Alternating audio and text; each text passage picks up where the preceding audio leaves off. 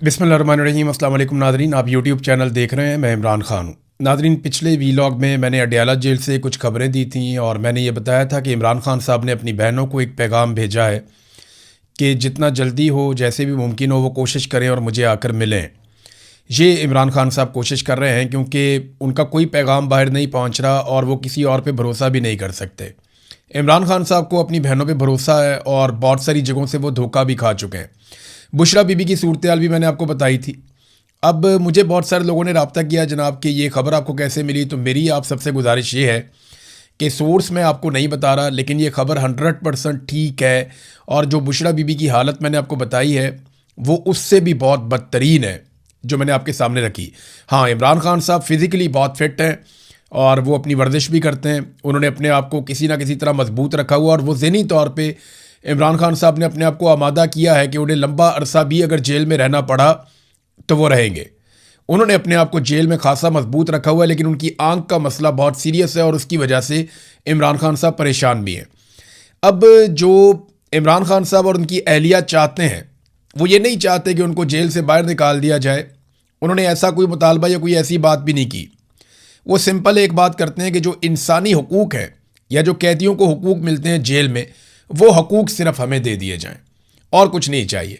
अब वो इस बात को जानते हैं कि वो इतनी जल्दी छूट कर बाहर आने वाले नहीं हैं, क्योंकि इमरान ख़ान साहब को उसके लिए एक डील करनी पड़ेगी और किसी भी ज़िल्लत अमेज़ डील के लिए वो तैयार नहीं है। हाँ, वो कुछ फेस सेविंग दे सकते हैं और पाकिस्तान की खातिर आगे बढ़ सकते हैं, लेकिन दूसरी जानिब जो है वो आसिम मुनीर हैं। और आसिम मुनीर के अंदर जो खौफ है वो आपको दिखाई दिया उस वक्त जब आसिम मुनीर साहब ने इस्तिस्ना ले लिया कि ताहयात मेरे पास इस्तिस्ना है और मेरे ऊपर कभी भी कोई कानूनी कार्रवाई नहीं हो पाएगी। अब एक नई ऑफ़र दी गई पाकिस्तान तहरीक इंसाफ को, ये ऑफ द रिकॉर्ड भी दी गई। फैसल वाडा ने ऑन द रिकॉर्ड भी आकर कह दिया कि आप खैबर पख्तूनख्वा का बजट पास करवा दें, हम आपकी इमरान खान से मुलाकात करवा देंगे। खैबर पख्तूनख्वा का बजट पास करवाना ये कोई इतनी बड़ी बात नहीं है एस्टेब्लिशमेंट के लिए, वो डंडे मार मार के भी करवा सकती है। इससे पहले उन्होंने चीज़ें करवाई भी हैं और उन्हें अपने सामने कोई बहुत बड़ी मुज़ामत नज़र भी नहीं आ रही।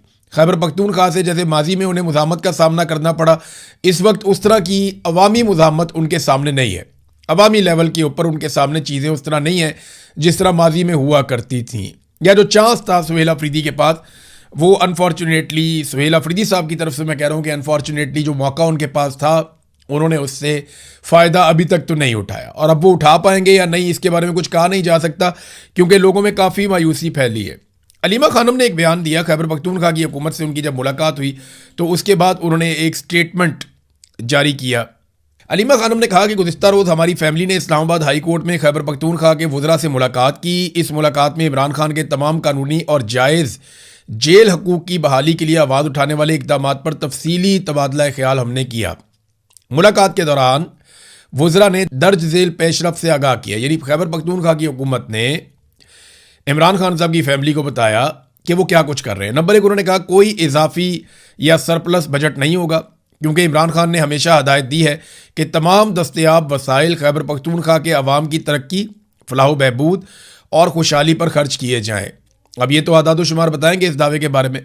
नंबर दो, उन्होंने कहा जी खैबर पख्तूनख्वा हुकूमत ने वफाकी हुकूमत की जानिब से तलब करदा 175 अरब रुपए की मुंतकली के लिए किसी भी मुआहदे पर उस वक्त तक दस्तखत नहीं करने का फैसला किया है जब तक दर्ज झेल मुतालबात हमारे मंजूर नहीं हो जाते।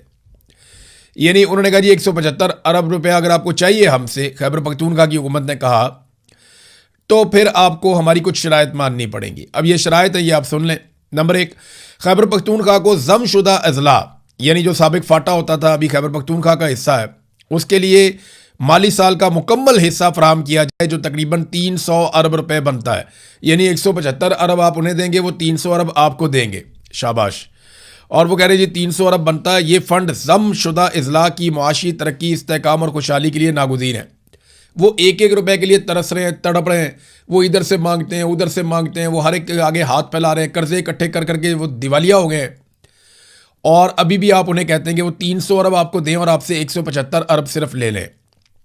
दूसरा, उन्होंने कहा जी इमरान खान के तमाम कानूनी और जायज़ हकूक़ मुकम्मल तौर पे बहाल किए जाएं और जब तक नहीं होते किसी मुआहदे पर दस्तखत नहीं होगा। फिर इमरान खान को फौरी तौर पे शिफा इंटरनेशनल अस्पताल में मुंतकिल किया जाए, माहिर डॉक्टरों की निगरानी में तिब्बी मुआयना हो और उनका तशखीस हो, फिर उनका इलाज हो। फिर इमरान खान की गुज़िश्ता 8 माह से जारी गैर कानूनी तन्हाई और अमली तौर पे जो उनको एक कैद तन्हाई में डाला हुआ है उसका फौरी तौर पे खात्मा किया जाए। 6 अहले खाना, 6 वकला और 6 दोस्तों के साथ हर हफ्ते उनकी मुलाकात करवाई जाए। उनके बेटों के साथ हफ्तावार टेलीफोनिक राब्ते का हक फौरी तौर पे बहाल किया जाए। किताबों, अखबारात और दीगर मुताले के मवाद तक उनकी रसाई को यकीनी बनाया जाए। और ये कोई मुराद नहीं है, ये कानूनी और इंसानी हकूक़ हैं जो हर कैदी को मुयस्सर हैं, तो इमरान खान साहब को भी ये हकूक़ मिलने चाहिए। ये जनाब पाकिस्तान तहरीक इंसाफ ने चीज़ें सामने रख दी हैं। अब बजट तो पास करवा रही है खैबर पख्तूनख्वा की हुकूमत। बजट की मैं बात कर रहा था, इधर बजट का इजलास कौमी असम्बली में भी चल रहा है। उधर शहबाज शरीफ साहब ने ज़मीन आसमान के कलाबे में ला दिए फील्ड मार्शल आसिम मुनीर की तारीफ़ों में। शहबाज शरीफ साहब को ना, क्योंकि वो इक़्तिदार में बैठे हुए हैं, उनको इस बात का आइडिया ही नहीं है कि ये सारे जुमले और जितनी उन्होंने अपनी ज़बान से बूट पॉलिश की है अल्फाज की सूरत में, ये उनके ऊपर वापस बरसेगी और उनके ख़ानदान की सियासत के ऊपर बरसेगी। ये सोशल मीडिया का दौर है, एक एक चीज़ रिकॉर्ड हो गई है। ऐसा नहीं है कि आप पीटीवी का रिकॉर्ड ख़त्म कर देंगे तो आपको भुट्टो की तकरीरें गायब हो जाएंगी या कुछ आपको मिलेगा नहीं। ये सारा कुछ यहाँ पे रिकॉर्ड में मौजूद रहेगा। आपको इसका सामना करना पड़ेगा शहबाज शरीफ साहब। ये जितने आपने गड़े खोद दिए हैं ना अपने आने वाली नस्लों के लिए, जब जब पाकिस्तान में फ्री एंड फेयर इलेक्शन होगा, लोग आपको फौज के टाउट के तौर पे देखेंगे और लोग आपसे नफरत करेंगे, क्योंकि पाकिस्तानी हमेशा एंटी एस्टेब्लिशमेंट मौक़िफ़ अपनाएंगे। ये तो अब हो चुका है, आप जो मर्जी कर लें। उधर उल्टे सीधे शेर भी पढ़ दिए शहबाज शरीफ साहब ने, टका के जूते पॉलिश किए। ये चीज़ें इनके सामने आएंगी, इनको आइडिया नहीं, और जो असल काम है करने वाला वो ये करते नहीं है, और जो काम इनके करने वाला नहीं है वहाँ पे ये आगे बढ़ बढ़ के चौधरी बनते हैं। अभी अमेरिका ने और ईरान ने दोनों ने इनको फारिग करवा दिया। ये जाते स्विट्ज़रलैंड के, जनाब हम बड़े चौधरी बनने जा रहे हैं, हम करेंगे जनाब मेज़बानी। उन्होंने कहा तुम कौन होते हो मेज़बानी करने वाले? उन्होंने आपस में खुद ही मुआहदा करके इनको फारिग कर दिया, एक पेपर भेज दिया, इस पर साइन कर लेना। तो शहबाज शरीफ साहब उस पर साइन करके ना मुस्कुराती हुई तस्वीर लगा दी। और भाई उधर जंग हुई है, उधर बड़े बुरे हालात हैं, डोनाल्ड ट्रंप भी परेशान है, ईरान भी परेशान है, और ये बीच में भगड़े डाल रहे हैं कि जनाब हमने बहुत बड़ी कार्रवाई डाल दी है, हमने जंगे अजीम रुकवा दी है। देखें, आपकी एफर्ट बड़ी अच्छी थी, आपने कोशिश बड़ी अच्छी की, लेकिन आपने पाकिस्तान में क्या किया? आपको अगर पाकिस्तानी अप्रिशिएट करेंगे तो इस बात पे नहीं करेंगे कि आप फलाने मुल्क के अंदर आपकी कितनी इज्जत है, या फलाने मुल्क के अंदर आपकी कितनी जायदाद है, या फलाना मुल्क आपकी कितनी बात सुनता। नहीं, पाकिस्तानी आपकी इस बात पे इज्जत करेंगे कि आप पाकिस्तानियों की कितनी इज्जत करते हैं। वो आपकी इस बात पे इज्जत करेंगे या तारीफ करेंगे कि आपने पाकिस्तानियों के लिए क्या किया। टके का काम इन्होंने पाकिस्तानियों के लिए नहीं किया। ये जो मुआहदा हुआ है अमेरिका और ईरान के बीच में, नाज़रीन, ये भी इस वक्त खतरे में है। मैं आपको उसका रीज़न बताता हूँ। इसराइल ने लबनान के ऊपर एक बड़ा खौफनाक अटैक कर दिया है, और वजह उसकी बनाई कि जनाब उनके 4 फौजी मारे गए इसराइल के। और इस अटैक के अंदर जो अब तक इतलात आ रही है हमारे पास अलग अलग मीडिया से, 35 ख़वातीन और बच्चों समेत 35 लोग वहाँ पे शहीद हुए लबनान में। ये आप इनके चेहरे भी देख सकते हैं, बिल्कुल मासूम लोग हैं, बच्चे भी हैं, ख़वातीन भी हैं इनके अंदर। अब ये तो कोई जंगजू नहीं है ना, इनका तो हिजबुल्लाह से ताल्लुक़ नहीं हो सकता। लेकिन जब बमबारी होती है और ऊपर से जहाज़ आकर बम फेंक कर जाते हैं या मिसाइल मारे जाते हैं, तो फिर नीचे कौन है कौन नहीं है ये तो मारने वाले को आइडिया नहीं होता ज़्यादातर। और इसराइल इस बात की परवाह भी नहीं करता कि वहाँ पे कोलेटरल डैमेज हो रहा है या वहाँ पे सिविलियन जो है वो शहीद हो रहे हैं, उन्हें इस बात की परवाह भी नहीं है। बड़े सख्त उन्होंने बयानात भी दिए हैं। ये 35 लोग शहीद हो गए, 60 लोग वहाँ पे ज़ख्मी हो गए। अब ईरान जो है वो शदीद गुस्से में। कुछ इतलात के मुताबिक ईरान ने वहाँ पे आबने हुर्मस की एक मरतबा फिर बंदिश भी की है, और अमेरिका को बड़ा सख्त पैगाम भी भिजवाया कि जनाब ये देखें, इसराइल जो है वो मुआहदे की खिलाफ वर्जी कर रहा है। हमारे मुआहदे का ये हिस्सा था कि इसराइल लबनान के ऊपर हमला नहीं करेगा, लेकिन बड़ा खौफनाक हमला लबनान के ऊपर किया गया। 35 लोग बच्चों और ख़वातीन समेत मार दिए गए। अब ईरानी फ़ौज तैयारी कर रही है इसराइल पे हमले के लिए, लेकिन क्या अमेरिका दोबारा से लड़ेगा? इसका जवाब ना मैं आपको देता हूँ। एक डॉक्यूमेंट छपा है, बाकायदा एक खबर है वॉल स्ट्रीट जर्नल की अमेरिका में। इस खबर के मुताबिक पेंटागन ने अमेरिकी पार्लियामान से मज़ीद पैसे मांगे, और पैसे उन्होंने मांगे हैं कि उनको जो खसारा हुआ ईरान जंग की मद में, उसको पूरा करने के लिए उन्हें यह पैसा चाहिए। यानी ईरान के साथ अमेरिका ने जो जंग लड़ी उसका नुकसान पूरा करने के लिए पेंटागन ने, यानी जैसे हमारा यहाँ पे GHQ है जनरल हेडक्वार्टर फौज का, इसी तरह वहाँ पेंटागन है अमेरिका में, तो उन्होंने अमेरिका की पार्लियामेंट से मज़ीद पैसा मांग लिया। यहाँ पे तो वज़ीर आज़म दे देता ना पैसा, जैसे मर्जी वो खुद भी ले लेते हैं, लेकिन वहाँ पे पार्लियामेंट देती है पैसा। तो अमेरिकी पार्लियामान से जो उन्होंने पैसा मांगा वो 80 अरब डॉलर है। यानी इसका मतलब ये है कि अमेरिका को 80 अरब डॉलर का धचका लगा है। अमेरिका में महंगाई बहुत ज़्यादा बढ़ गई है, वहाँ पेट्रोलियम मसनूआत की कीमतें बढ़ी हैं। तो क्या अमेरिका दोबारा से उस जंग में जाना चाहेगा जिससे उसने बड़ी मुश्किल से जान छुड़ाई है? तो मुझे ऐसा लगता है कि अगर इसराइल अपनी रविश से बाज ना आया और इसराइल और ईरान के बीच में ताल्लुकात ख़राब होते चले गए तो एक वक्त आएगा कि डोनाल्ड ट्रंप को पीछे हटना पड़ेगा। और ये अब इसराइली अखबारात भी लिख रहे हैं। इसराइली अखबारात के अंदर मैंने 2-3 जगह पे मुख्तलिफ अखबारात में ये तबसरे पढ़े हैं कि इसराइल को अब ईरान के साथ तनहा लड़ना पड़ेगा क्योंकि डोनाल्ड ट्रंप जो है उसकी हमायत इसराइल इस जंग की हद तक खो चुका है और डोनाल्ड ट्रंप अब खुलकर इस लड़ाई को लड़ने के लिए दोबारा नहीं आएगा। जितना नुकसान उसने उठा लिया वो बहुत दूर से आता है लड़ने के लिए, तो बार बार तो नहीं आएगा वो लड़ने के लिए। तो ये एक सिचुएशन है कि अगर तो इस मुआहदे ने बचना है तो अमेरिका को अब इसराइल से अपने आप को दूर करना पड़ेगा, डिस्टेंस करना पड़ेगा कि ये मुआहदा बचा रहे और ईरान और अमेरिका और जो पूरा खित्ता है वो अमन के साथ रहे। लेकिन इसराइल जो करेगा लबनान के साथ, उसके जवाब में ईरान जो करेगा इसराइल के साथ, वो एक चैप्टर ही पूरा अलग हो जाना चाहिए। देखते हैं क्या होगा, जो भी होगा हम आपके साथ इसको शेयर कर देंगे। तो नाज़रीन, जहां पे इन्होंने काम करना चाहिए पाकिस्तान की हुकूमत वहां पे काम कर नहीं रही। ज़रा आप ये देखें ना, तालीम और सेहत के शोबे में पाकिस्तानियों के साथ पाकिस्तान की सरकार ने क्या किया, ये देखें। मैं आपके सामने 2 खबरें रखता हूं, ये दोनों के अंदर डाटा है। नंबर 1 तो आप ये देखें कि पाकिस्तान में जो तालीम के लिए बजट है फी कस, यानी एक आदमी की तालीम के ऊपर पाकिस्तान कितना पैसा खर्च करता है उसका मवाजना कर लेते हैं खित्ते के तमाम ममालिक के साथ, यानी चाइना के साथ, भारत के साथ, श्रीलंका के साथ, बांग्लादेश के साथ, नेपाल, भूटान, सबके साथ हम कर लेते हैं मवाजना कि कौन कितना पैसा खर्च कर रहा है अपने लोगों की तालीम पर। चीन जो है वो अपने एक शख्स की तालीम के ऊपर $425 खर्च कर रहा है। $425 अच्छी खासी रकम है, यानी अगर आप पाकिस्तानी पैसों में देखें तो ये 1.25 लाख रुपए से ऊपर बनता है, 1.25 लाख रुपए के आसपास। तो चीन अपने हर शहरी के ऊपर $425 खर्च कर रहा है। भूटान जो है वो $251 खर्च कर रहा है। भारत $114 खर्च कर रहा है, अच्छी खासी रकम है ये भी। पाकिस्तानी को 40,000 रुपया बनता है ऑलमोस्ट। तो ये भारत इतना पैसा खर्च कर रहा है अपने एक शहरी की तालीम के ऊपर।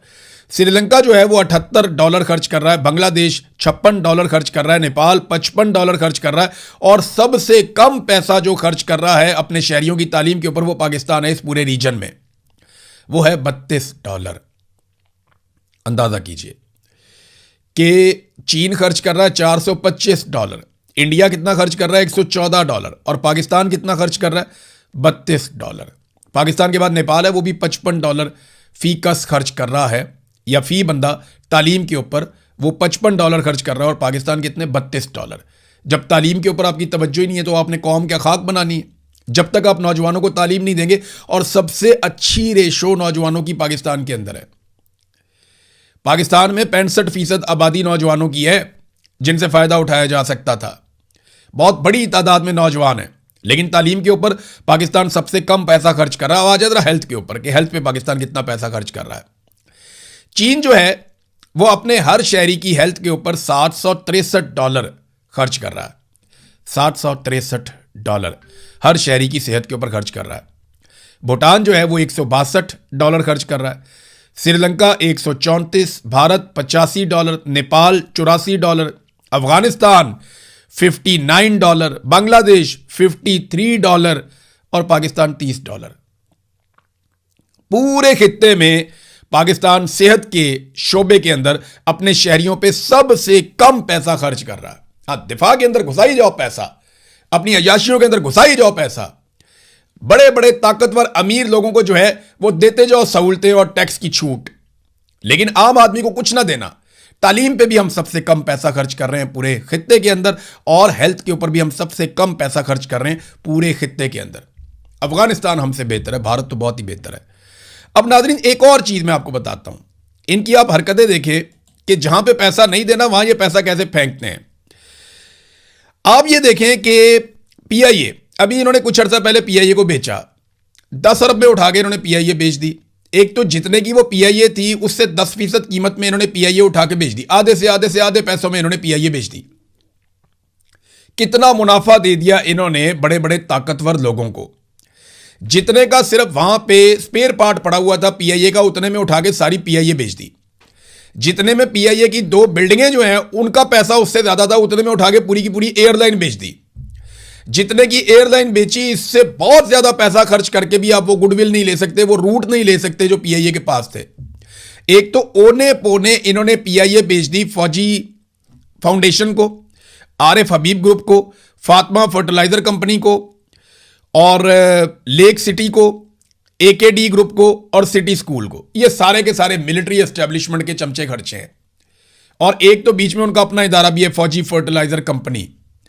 तो एक तो पीआईए उठाकर उनको बेच दी और इतनी सस्ती बेच दी, और उसके बाद उन्हें 15 साल तक के लिए टैक्स में छूट दे दी कि जनाब 15 साल तक इनसे कोई टैक्स नहीं लिया जाएगा। अब आप अंदाजा करें, ये राणा मुदस्सर अली साहब की रिपोर्ट है। अगर आप इस रिपोर्ट को पढ़ें तो कायमा कमेटी बराए खजाना की रुदाद है इसके अंदर, उसमें पता यह चलता है कि पीआईए को 15 बरस के लिए टैक्स छूट देने की तजवीज़ ज़ेरे गौर आई है कि जनाब इनको 15 साल के लिए टैक्स की छूट दे दी जाए। ये नाज़रीन पाकिस्तान के अंदर हो रहा है। अशराफिया लूट रही है, गरीब आदमी लुट रहा है, आपकी जेबों पे डाका डाला जा रहा है। आप 1 यूनिट बिजली इस्तेमाल करेंगे, 4 यूनिट बिजली के आप पैसे देंगे। पीआईए जो मर्जी करे, जो मर्जी खरीदे, जो मर्जी बेचे, जितना मर्जी मुनाफा कमाए, 15 साल तक आप उससे टैक्स ही नहीं ले पाएंगे। तो फिर बेचा क्यों? अगर आपने मुनाफा ही कमाना था तो आप कमा सकते थे उससे। ओने पोने बेच दी, टैक्स भी माफ कर दिया। तो बाकी जो एयरलाइंस पाकिस्तान में काम कर रही है उन सबको भी टैक्स माफ कर दो। उनका क्या कसूर है? उनका कसूर यह है कि उनकी मलकियत मिलिट्री एस्टेब्लिशमेंट के पास नहीं है। मेरी बात आप समझ रहे हैं? भाई पीआईए भी पाकिस्तान में चल रही है, बाकी जो एयर सयाल है वो भी पाकिस्तान में चल रही है, एयर ब्लू भी पाकिस्तान में चल रही है, और पता नहीं कौन कौन सी हैं बेशुमार एयरलाइन पाकिस्तान में चल रही है। भाई अगर आपने पीआईए को टैक्स छोड़ दिया है तो बाकियों को क्यों नहीं छोड़ रहे आप? ये बाकी पीआईए का मुकाबला कैसे करेंगे? ये अब पीआईए एक प्राइवेट ऑर्गेनाइजेशन है। जब आप इसका टैक्स माफ करेंगे तो बाकी लोग जो मार्केट में मौजूद हैं वो इसका मुकाबला कैसे करेंगे? यही वो घटिया खेल है जो पाकिस्तान में खेला जाता है कि मिलिट्री एस्टेब्लिशमेंट जो भी कारोबार करती है उन्हें खास तौर पे टैक्स छूट मिल जाती है, उनकी मौजें लग जाती हैं। बाकी जितने लोग प्राइवेट काम करने वाले होते हैं उनका मुकाबला ही नहीं कर सकते। इसके ऊपर तो पूरी एक एपिसोड हो सकती है। बहरहाल ये हरकतें इनकी जानिब से जारी हैं अब तक। बिजली के बिल में कौन कौन से टैक्सेस लगाए गए हैं पाकिस्तानियों पे, जरा ये भी आप देख लीजिए। एक और बड़ी जबरदस्त खबर है, क्योंकि देखिए ना पीआईए को तो टैक्स छूट मिल रही है, आम पाकिस्तानी पे कौन कौन सा टैक्स लग रहा है ये जरा आप देखिए। नाज़रीन ये देखिए आप, बिजली के बिल के अंदर जो टैक्सेस हैं इनके जरा नाम सुने आप। महसूल बिजली, बिजली की कीमत, general sale tax, income tax, फाजिल टैक्स, मजीद tax, RS tax, fuel price adjustment पर general sale tax, fuel price adjustment पर मजीद टैक्स, फ्यूल प्राइस एडजस्टमेंट पर फाजिल टैक्स, फ्यूल प्राइस एडजस्टमेंट पर income tax, fuel price adjustment पर इजाफी टैक्स, फ्यूल प्राइस एडजस्टमेंट पर excise duty, fuel price adjustment पर आरएस टैक्स, और इसके अलावा लेवियां अलग। ये नाज़रीन पाकिस्तानी टैक्सेस दे रहे हैं बिजली के एक बिल के ऊपर, और उधर पीआईए खरीदने वाले अरबों खरबोपति लोगों को टैक्स माफ किया जा रहा है। ये नाज़रीन सूरत हाल है। नाज़रीन अफगानिस्तान ने पाकिस्तान के ऊपर ड्रोन हमले किए। अफगानिस्तान की गवर्नमेंट ने यह दावा किया कि ये हमले उन्होंने दाइश के खिलाफ, दहशतगर्दों के खिलाफ किए हैं और पाकिस्तान की सरजमीन के ऊपर किए हैं। ये हमले जो हैं बलूचिस्तान में चमन के करीब हुए हैं, और दूसरी खैबर पख्तूनख्वा में बताया जा रहा है कि वहाँ पर हमले हुए हैं। अफगानिस्तान का कहना है कि उन्होंने दहशतगर्दों पर अटैक किया, जबकि पाकिस्तानी फोर्सेज का कहना है कि उन्होंने हमले नाकाम बनाए हैं और अफगानिस्तान ने हमारी सरहदों की खिलाफ वर्जी की है। दोनों ममालिक एक दूसरे पे इसी किस्म के इल्ज़ामात लगाते हैं। मेरे ख्याल में दहशतगर्दी को कुचलना दोनों ममालिक की रिस्पॉन्सिबिलिटी है। अपने अपने शहरियों को दहशतगर्दी से बचाना दोनों ममालिक की जिम्मेदारी है। तो इसके लिए दोनों को कोऑर्डिनेशन के साथ काम करना चाहिए, और वही फार्मूला जो इमरान खान ने कहा कि पाकिस्तान, अफगानिस्तान और मकामी कबाइल मिलकर एक एतमाद साजी पैदा करें और दहशतगर्दी को जड़ से उखाड़ कर फेंक दें। यह है असल तरीका। वरना पाकिस्तान अफगानिस्तान के अंदर अटैक करता रहेगा, अफगानिस्तान पाकिस्तान के अंदर अटैक करता रहेगा। और ये नई चीज़ है कि अब अफगानिस्तान के पास खुदकुश ड्रोन मौजूद हैं। ये उसी तरह जिस तरह ईरान के पास शायद ड्रोन है, अब आहिस्ता आहिस्ता वो इसकी कैपेसिटी को बढ़ाते जाएंगे। वो मुआहदे भी कर रहे हैं मुख्तलिफ मुल्कों के साथ। तो ये इतना आसान नहीं रहेगा। पाकिस्तान को और अफगानिस्तान को मिलकर बैठ कर चीज़ों को तय कर लेना चाहिए। अवामी जॉइंट एक्शन कमेटी नाज़रीन कश्मीर में लगातार एहतजाज कर रही है। रोज़ाना की बुनियाद पे वहाँ क्रैकडाउन होता है, पाकिस्तान का मीडिया रिपोर्ट नहीं करता, लोग शहीद भी हो जाते हैं, लोग ज़ख्मी भी हो जाते हैं, लेकिन उसके बाद ज़्यादा बड़ी तादाद में निकल कर आकर बैठ जाते हैं। खवातीन तारीख में पहली मरतबा कश्मीर में बाहर निकली और बाहर निकलकर उन्होंने भी मर्दों के शाना बशाना एहतजाज किया, यह साबित करने के लिए कि यह कोई शरपसंद नहीं है बल्कि यह अवाम है कश्मीर की जो अपने हुकूक के लिए डट कर खड़ी है। पूरी दुनिया में शोर मच रहा है, खासतौर पर बरतानिया में बहुत बड़े बड़े एहतजाज हुए कश्मीरियों की जानिब से। अब नादरीन, ज्वाइंट अवामी एक्शन कमेटी ने सरदार उमर नज़ीर कश्मीरी का एक स्टेटमेंट जो है वो यहां पे नकल किया सोशल मीडिया पे। पूरे आज़ाद कश्मीर में रजाकाराना शटर डाउन पहिया जाम हड़ताल जारी है। एहतजाजी धरनों में लाखों की तादाद में अवाम मौजूद हैं। हुक्मरान इस तहरीक को कुचलने के लिए हर हरबा इस्तेमाल कर रहे हैं, लेकिन अब तारीख एक नए मोड़ पर खड़ी है। हर शख्स जो इस रियासत और अवाम की बेहतरी चाहता है, जो इस जुल्म जबर फस्तायत का खात्मा चाहता है, वो इन धरनों का हिस्सा बने। हमने पुरअमन रहकर हुक्मरानों की हर चाल को नाकाम बनाना है। ओवरसीज कश्मीरियों ने इस तहरीक में जानदार किरदार अदा किया और कर रहे हैं। ये लड़ाई अपने जायज तस्लीम शुदा मुतालबात पर अमल दरामद की लड़ाई है, जिसके लिए हर मकतबा फिक्र से ताल्लुक रखने वाला हर फर्द अपना किरदार निभा रहा है। ओवरसीज भाइयों से अपील है कि जद्दोजहद को तेज करें। पाकिस्तानी सफारतखानों, UN और इंसानी हकूक की तंजीमों के दफातर के बाहर धरनों को मजबूत करें। ये सरदार उमर नज़ीर कश्मीरी का स्टेटमेंट है। नाज़रीन, डोनाल्ड ट्रंप और इटली की वज़ीर आज़म के बीच में झड़प हो गई और तल्ख जुमलों का तबादला भी हो गया स्टेटमेंट्स का। वो अगले वीलॉग में आपको बताता हूँ। अब तक के लिए इतना ही। अपना ख्याल रखिएगा, अपने चैनल का भी। अल्लाह हाफ़िज़।